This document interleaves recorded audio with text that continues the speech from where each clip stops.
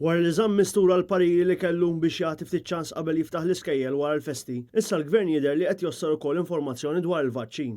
Net News ilu jumejn jitlob in-numri eżatti tad-dożi tal-vaċċin u waslu f'pajjiżna sa issa. Dan wara li saqsejna l-istess mistoqsija f'tal-naqqas żewġ okkażjonijiet oħra f'konferenzi tal-aħbarijiet. Net News talab din l-informazzjoni lill-Ministeru tas-Saħħa u anke lid-Dipartiment responsabbli mix-xiri tal-mediċini. Iżda s'issa din iċ-ċifra baqgħet ma ngħatax lil dan l-istazzjon biex il-Gvern qed jibqa' jostor informazzjoni li l-poplu għandu kull dritt għaliha.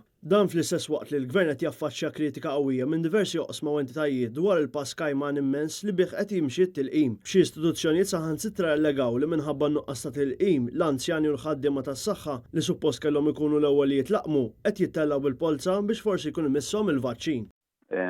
Żewġ homes differenti li daw tant m'għandhomx biżejjed tilqimiet li kellhom jitellawhom bil-polza biex jaraw min minnhom ħajjieħu t-tilqima hemmhekk.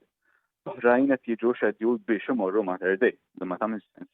Toqgħod tidħol Mater Dei biex titlaqam meta suppost it-tilqimiet jistgħu jmorru fil-homes.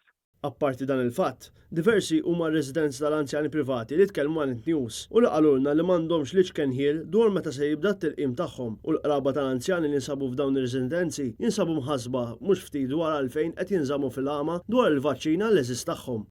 Net News jinsab informat li fl-isptar Mater Dei qed joħorġu biss mal-mit-tilqima kuljum biex fl-isptarijiet oħra tal-Gvern qed jitqasmu numri żgħar ħafna kuljum, madwar 20 vaċċin kull ġurnata. Dan minkejja li d-Deputat Prim Ministru l-Gvern ftit tal-jiem ilu qal li pajjiż għandu l-kapaċità li jlaqqam 10,000 persuna kuljum.